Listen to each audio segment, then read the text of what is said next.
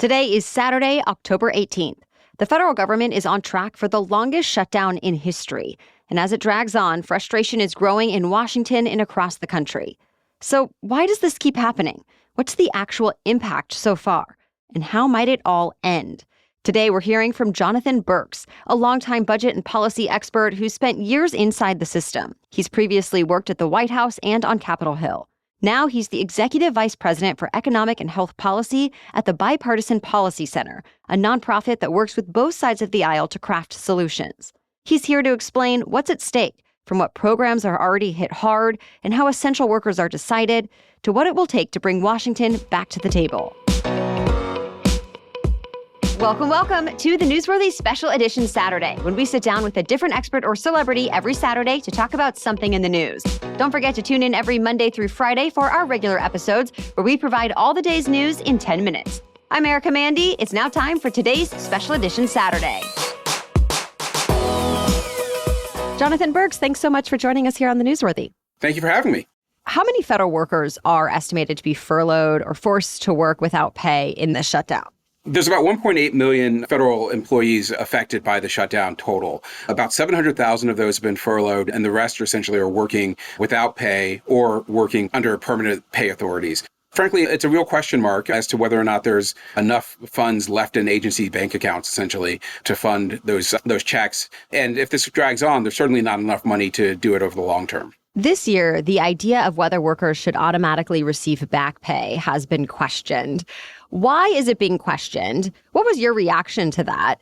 And is there a real argument there? Yeah, so until the last government shutdown in 2018, 2019, the standard had been for Congress, after the shutdown was ended, to pass a specific law providing authority to make back pay both for those employees who had been furloughed and those who had been deemed essential and therefore had been working during the shutdown. In 2019, Congress changed the law, and the intent of that change was to make it clear that even those employees who had been furloughed and therefore hadn't been working would be paid after a shutdown, any future shutdown.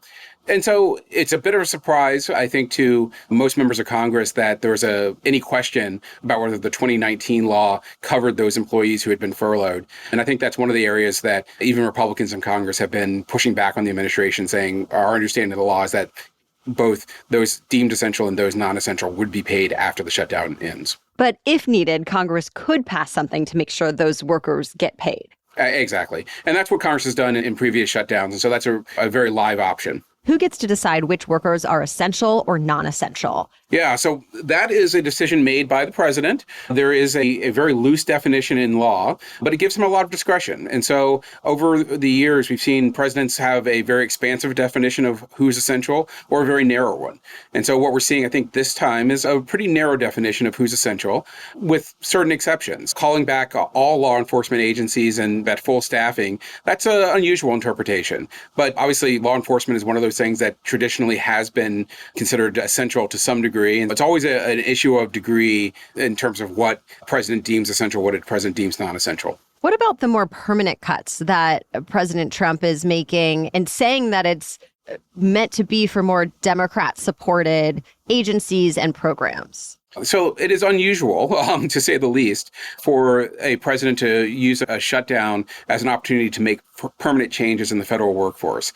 And so there's authority, arguably, in law to allow that, but it is very unusual and certainly very unusual to do so in a partisan way. And do you think it will ultimately be effective to get Democrats on board?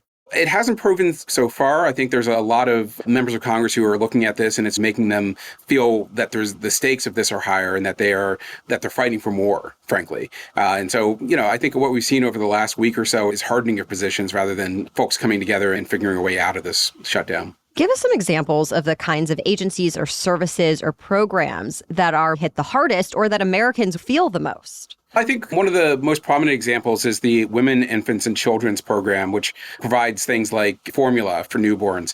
That is a nutrition program that is funded annually, and therefore its money ran out at the beginning of the fiscal year. The administration has said that they're going to transfer some funds in to provide for a temporary fix to that. But the question of whether or not there's enough money in that program to fix that over the long term is a real question mark. And so that's one tangible example. Some of the other things actually that have been affected are outside of the appropriations process, but are just as impactful. For example, there's a program that allows for Medicare telehealth. So if you're an older American who can't get to the doctor, you can do a telehealth appointment instead. The authority for that expired at the end of the fiscal year. There's a program that provides for acute care, medical care for patients at home. That program expired at the end of the fiscal year. And so these are real world impacts that you may not feel if you're not the direct beneficiary, but it's really having an impact on people today beyond just the more prominent things like the Smithsonian being closed or potentially air traffic controllers not showing up for work for a shift given that they're not being paid. Yeah, and when you think about all of what you just said, what's your pitch to Americans about why they should care about this? First piece of it is that even if the effects haven't been felt in every corner of America in the first 2 weeks, that doesn't mean that there won't be effects that are felt pretty soon. The reality that some agencies may have had some money in the bank that have allowed them to mitigate some of those effects early on, or that the administration has found some pockets of money that allow them to make sure that the military gets paid, got their paycheck this week, or that the law enforcement will get their paycheck, doesn't mean that's a permanent solution. And so the longer this goes, the more dire those impacts are going to be, and they're going to be felt across the board, not just in communities or programs that are favored by one party or the other. There was a quote this week about this could be the longest shutdown ever. How does this compare to previous shutdowns? The longest was 34 days back in 2018, 2019, and that was a partial government shutdown. What we're facing here, where you've got all the agencies impacted, that hasn't happened really in a prolonged way since the 1990s when Speaker Gingrich and President Clinton were going at it. And so this is soon going to be entering uncharted territory. Still ahead, our guest explains the issues holding up this shutdown and why Congress seems to hit the same dead end every year. Plus, what he thinks it'll take to fix the gridlock and why Americans themselves may hold more power than you might think. That and more coming up. But first, a quick break to thank our sponsors. I know that sometimes the news can feel heavy. There's so much happening, and it's easy for all that information to turn into overwhelm or anxiety. Our goal here at The Newsworthy is to help you stay updated without feeling that way as much, but I also know that sometimes you might need a little extra support, and that's where Calm comes in. Calm is the #1 app for sleep and meditation, and it's designed to help calm your nervous system, quiet your thoughts, and refocus your energy. I love all the options available on Calm. I've used guided meditations the most to work through stress, boost focus, and feel more gratitude. There are also short expert-led talks that can be a great boost of motivation in the middle of my day. Calm also has sleep stories, calming music, and more. So whether you want a break from the news, need to handle grief, improve self-esteem, or strengthen relationships, the Calm app puts all these tools right there in your pocket. Calm your mind, change your life. Calm has an exclusive offer just for listeners of our show. You can get 40% off a Calm premium subscription at calm.com/newsworthy. This is an amazing value. Go to calm.com/newsworthy for 40% off unlimited access to Calm's entire library. Calm.com/newsworthy and tell Calm you heard about them from me. The Newsworthy is also brought to you by Skims. Some days I want to feel polished, other days I just want to feel cozy.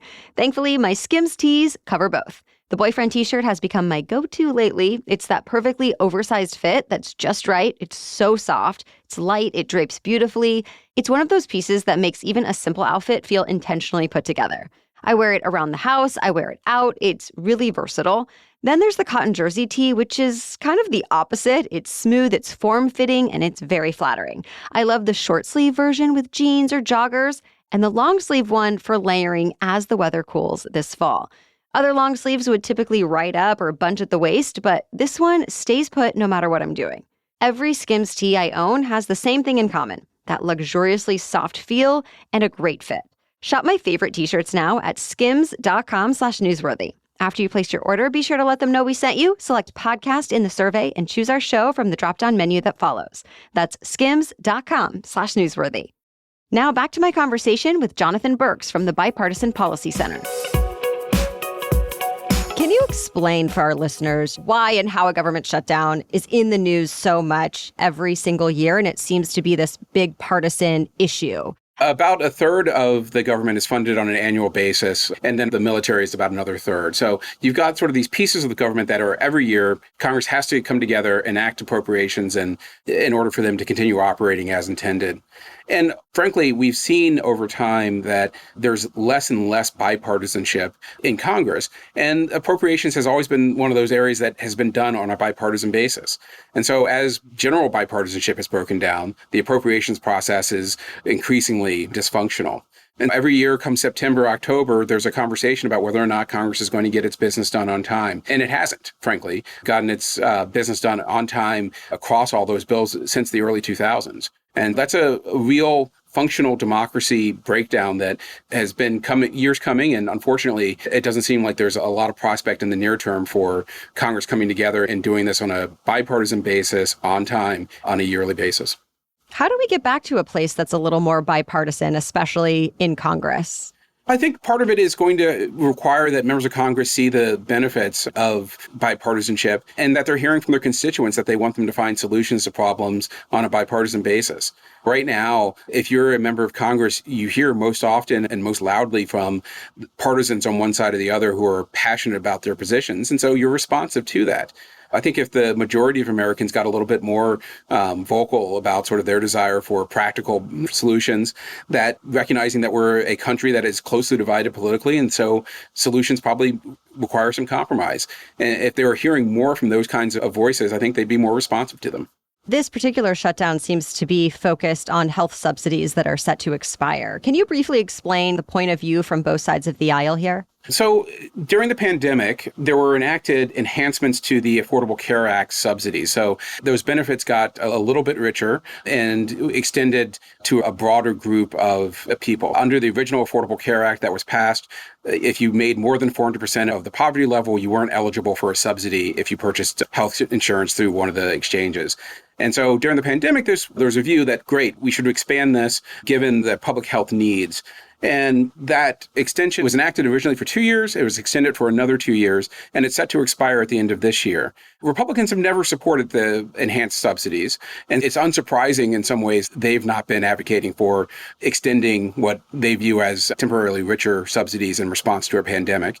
And Democrats have always thought that the benefits of getting more people insured, getting more people into the risk pool would have the benefit of lowering premiums and ensuring that people have better access to health care. And so that's the fundamental clash that's going on right now. And I think positions that both sides have taken, wherein the Democrats are insisting that this be resolved as part of the funding process, while Republicans are saying, look, reopen the government and we're happy to have a conversation about whether or not to extend these. And so that's where we are today. And both sides seem pretty comfortable with their talking points at the moment. And hopefully we can help them find a way forward here before too much more pain is felt in the system.